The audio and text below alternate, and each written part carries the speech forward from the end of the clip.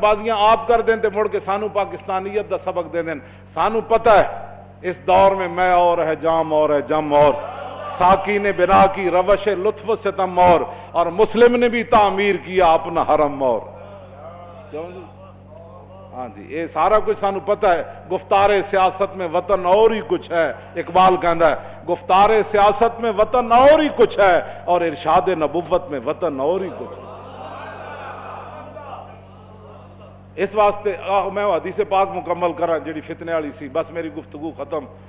حضور نے فرمایا دوسرا والآخر اسود و مربادن, فرمایا ایک دل تو سفید ہے, زمین آسمان جب تک کھڑے انہوں کوئی فتنہ نقصان نہیں کرے گا. دوسرا دل جڑا کالا سیاہ ہے اور سوادی طرح ہے, اور کلکوز مجیخن اس برتن کی طرح جس کو اوندا کر دیا جائے ایسے. لا یعرف معروفا ولا ینکر منکرا الا ما اشرب من ہواہ. بس اے گل ہے جڑی سمجھ لو کہ تسی کسی نہ حضور دی عزت دی گل کردے ہو تے انہوں سمجھ کیوں نہیں آندی, تسی نہ موسیٰ رسالت دی گل کردے ہو سمجھ کیوں نہیں آندی. کیوں جی؟ تسی جنگ یمامہ دا واقعہ بیان کردے ہو انہوں سمجھ کیوں نہیں آندا. 1200 صحابہ تے شہید ہوئے نا جنگ یمامہ وچ, تے جڑے زخمی ہوئے حضرت ام عمارہ جدو واپس گئیاں تو انہاں دے پوترے نے پوچھا, انہاں کہا یا جدتو کثرت الجراح فی المسلمین, انہاں کہا دادی جی تسی جنگ یمامہ جو واپس آئے ہو ہاتھ کٹا کے زخم کھا کے, اور دسو میں تے سنیا ہوتے بڑے صحابہ زخمی ہوئے. تے آپ نے فرمایا پترا کی پوچھدا, ما یصلی ما خالد ابن الولید من المہاجرین والانصار الا نفر یسیر. فرمایا پترا کی پوچھدا, میں اتھے ویکھیا کہ ہزاراں صحابہ کٹے ہوئے جسم دے نال شدید زخمی خیمے پے ہوئے سن, 10 تو 15 صحابہ صرف خالد بن ولید نہ با جماعت نماز پڑھ دے. اتنی وڈی جنگ صحابہ کی تھی, جڑے شہید ہوئے ہوتے 1200 تے زخمی بچے ہی کوئی نہیں. اے خالد بن ولید نہ جڑے پڑھ دے سن وہ بھی زخمہ نال چور و چور سن, لیکن خیمے تو چل کے تے جتھے خالد بن ولید نماز پڑھاندے سن اتنی جگہ وچ وہ پہنچ جاندے سن چل کے بس, ورنہ خالد بن ولید خود بھی شدید زخمی سن. ہاں صحابہ کہندے نہ یہ جنگ اسے کدی پہلے لڑی نہ کدی بعد وچ لڑی, جنگ یمامہ.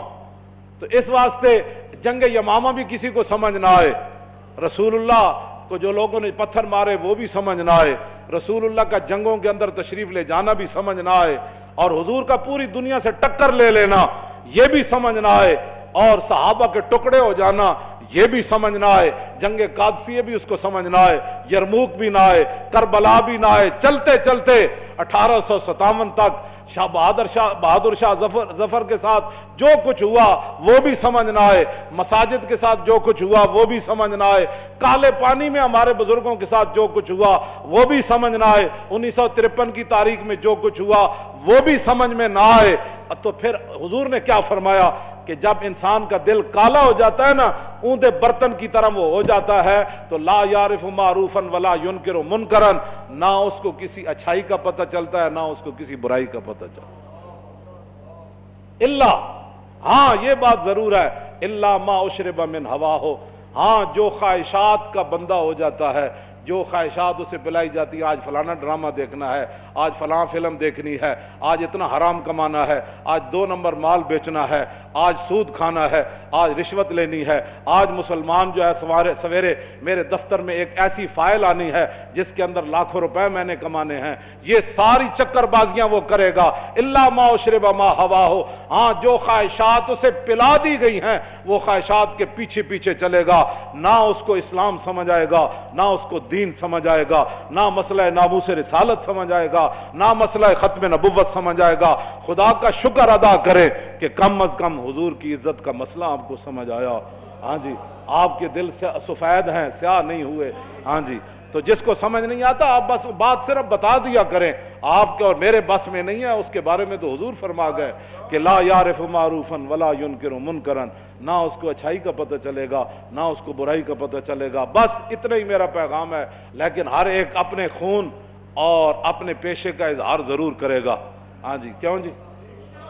ہاں توجہ, او توجہ, یہ بات میں نے ایسے نہیں کی ہے. حضرت محمود غزنوی نے ایک دن فرمایا کہ میں حضرت خضر علیہ السلام کی زیارت کرنا چاہتا ہوں. ایک غریب آدمی کھڑا ہوا, وہ کہنے لگا میں آپ کو زیارت کرا دیتا ہوں. لیکن ایک شرط ہے، میں غریب ہوں، 6 مہینے کا خرچہ آپ کو دینا ہوگا میرے بچوں کا۔ اس نے کہا ٹھیک ہے۔ 6 مہینے کے بعد محمود غزنوی نے اس کو بلایا، ہاں جی خضر علیہ السلام کی ملاقات کا کوئی وظیفہ مکمل ہوا؟ اس نے کہا جی کچھ وظیفے الٹ ہو گئے، 6 مہینے اور چاہیے۔ اس نے کہا ٹھیک ہے۔ سال کے بعد اس کو پھر حضرت محمود غزنوی بلایا، فرمایا ہاں جی خضر علیہ السلام نہ کوئی میری ملاقات کا امکان پیدا ہویا، تسی وظیفے جو کر رہے ہو دریا دے کنارے؟ انہوں نے کہا جی میں کہاں، خضر علیہ السلام کہاں، میں نے تو آپ کے ساتھ جھوٹ بولا ہے، غریب آدمی تھا تو پیسے میرا روٹی پانی چل گیا 1 سال۔ تو محمود غزنوی کا مجلس لگی ہوئی تھی، ہزاروں لوگ موجود تھے، غوث بھی تھے، کتب بھی تھے، ابدال بھی تھے، محدث بھی تھے، مفسر بھی تھے۔ تو اس نے اپنے ایک وزیر کی طرف اشارہ کر کے کہا بتاؤ بھائی جو بادشاہ سے جھوٹ بولے اس کی کیا سزا ہے؟ وہ وزیر کہنے لگا کہ اس کو قتل کر دیا جائے۔ محمود غزنوی کے مجلس میں ایک نورانی چہرے والے بزرگ بیٹھے تھے، انہوں نے کہا بادشاہ سلامت، اس نے بالکل ٹھیک کہا۔ پھر اس نے ایک دوسرے وزیر سے پوچھا، اس نے کہا جی اس کی کیا سزا ہے جس نے بادشاہ سے داؤ بھی لگایا اور جھوٹ بھی بولا؟ اس نے کہا یہ گردن نہ اتاریں، یہ تو پھر جلدی مر جائے گا، اس پر کتے چھوڑے، یہاں تک کہ کتے اسے نوچ نوچ کر کھائیں تاکہ اس کو پتہ چلے بادشاہ سے جھوٹ نہیں بولا جاتا۔ تو وہ بزرگ نورانی چہرے والے کہنے لگے بادشاہ سلامت، اس نے ٹھیک کہا۔ پھر اس نے حضرت ایاز کو کہا، ایک ہی صف میں کھڑے ہو گئے محمود و ایاز، حضرت ایاز کو کہا کہ ہاں جی آپ بتائیں۔ اس نے کہا بادشاہ سلامت، ایک غریب آدمی تھا، اس کے جھوٹ بولنے سے آپ کے وقار میں کوئی کمی نہیں آئی، اور 1 سال پیسے دینے سے آپ کے خزانے میں کوئی کمی نہیں ہے، یا آپ اس کو معاف کر دیں۔ وہ نورانی چہرے والا بزرگ کہنے لگا بادشاہ سلامت بالکل اس نے ٹھیک کہا۔ محمود غزنوی نے ان بزرگوں کو قریب بلایا، انہوں نے کہا یہ کیا بات ہے، جو گردن اتارنے کا کہتا ہے وہ بھی ٹھیک ہے، جو یہ کہتا ہے کہ کتے چھوڑ دیا جائے وہ بھی ٹھیک ہے، جو معافی کرتا ہے۔ اس نے کہا کہ جس نے کہا نا گردن اتار دو، یہ اس کا خاندان تھا قصائی، تو اس نے اپنے خاندان کا اظہار کیا ہے، گردنیں اتارنے کے عادی ہیں، اور کہا کہ غلطی تو تیری ہے جیسے تو نے ایسے لوگوں کو وزیر بنایا۔ اس نے کہا جس نے کتوں کا کہا نا کتے چھوڑو، اس کے آباء و اجداد بادشاہوں کے کتے نہلایا کرتے تھے، اس نے اپنے خاندان کا اظہار کیا ہے، اس نے اپنی فطرت اپنے خون کا بتایا ہے، اور کہا کہ رہ گیا ایاز تو یہ سید ہے، اور سید کربلا میں لٹے بھی گئے تو اف نہیں کی، اپنا سودا بیچ کر بازار سونا کر گئے، کون سی بستی بسائی تاجران آل بیت۔ کیوں جی یہ سید ہے۔ جب یہ کہا نا یہ سید ہے تو محمود غزنوی کرسی پر کھڑا ہو گیا، وہ کہنے لگا ایاز تو نے آج تک بتایا ہی نہیں میں آل رسول ہوں، اتنا ظلم کیا تو نے بتایا ہی نہیں آج تک۔ تو حضرت ایاز فرمانے لگے کہ اچھا میرا راز ان بزرگوں نے کھولا تو میں بھی آپ کے سامنے ایک راز کھولنا چاہتا ہوں۔ انہوں نے کہا جی وہ کیا ہے؟ انہوں نے کہا یہ جو بزرگ ہے نا یہ خود حضرت خضر علیہ السلام۔